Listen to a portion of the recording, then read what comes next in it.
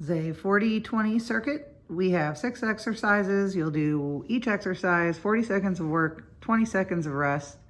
Repeat 4 times. Bless you, Kenny. Our first exercise is hand walk with reach. You're going to start by standing tall and then reach your hands towards the floor. If you can do this with straight legs, awesome. If not, you can bend a little. As soon as we put our hands on the ground, we're going to get our shoulders back. We're going to end in a really good plank, and then we're going to lift up each arm, alternating, and then walk back. It is important to try to keep your hips still as you walk forward and come backwards. Really control your body with your core. Hips nice and still, good plank. Lift an arm, and come back. You will need to do this with your feet apart. It will help your balance when picking up one arm. The next exercise in our 40-20 circuit is the Goblet Squat.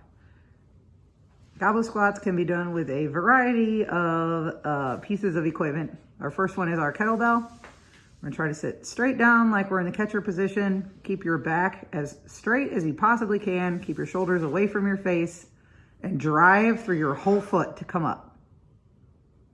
You can use a kettlebell. You can use a dumbbell. You can use a medicine ball. Or you can even use just a gallon of water. Anything you can hold in your hands that has some sort of weight, you can squat it. Even Kenny.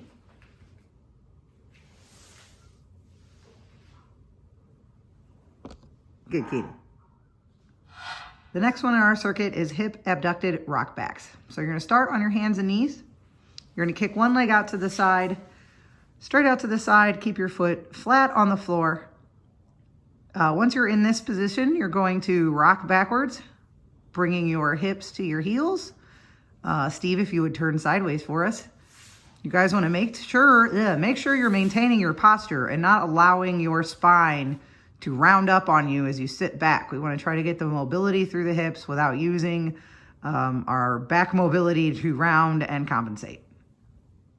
Like so. So make sure you keep your shoulders back, good posture as you're sitting back. You can also do this on your elbows if you are super flexible. Again, make sure you keep your shoulders back.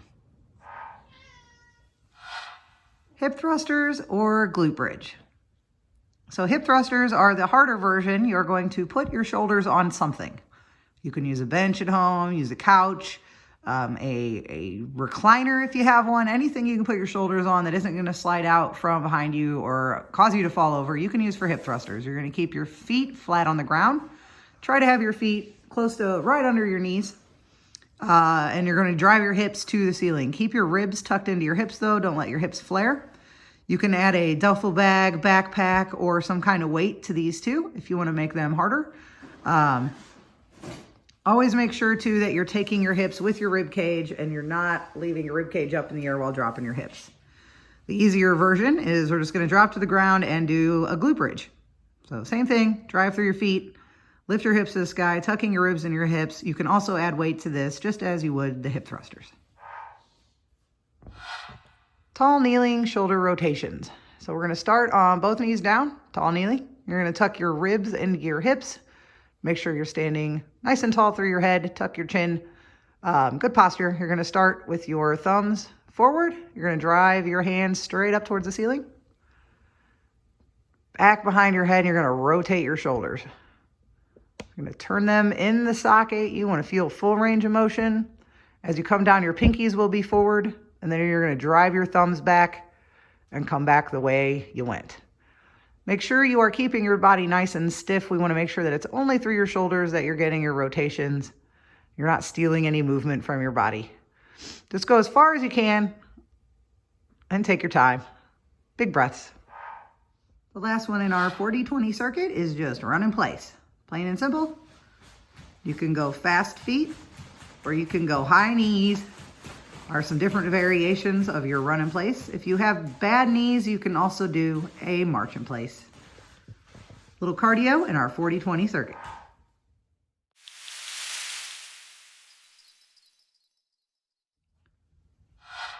The finisher. Today's finisher, we have side plank and lateral bounding. You're going to do 20 seconds of work, 10 seconds of rest, alternating each exercise 4 times. So for our side planks, you want your elbow directly under your shoulder, feet stacked on top of each other, and you're going to lift your hips towards the ceiling. Make sure your hips aren't way high towards the ceiling. Make sure they're nice and straight, so as if you were standing tall and fell over. Make sure that you are sucking your down shoulder back into your body and not letting it come up towards your face. So you want to push the ground away from you. Nice tall posture. If this is hard, you can bend your knees and do a short lever variation, which is much easier. But make sure you are straight from your head to your knees, even through your hips. Our second exercise is going to be lateral bounding. You're going to stand on one leg and jump to the other. Take as big a jump as you can. Stall a little bit on the ends to make sure you got your balance before jumping to the other side. If you have bad knees, you can do a shorter step version of this. Just go as fast as you can.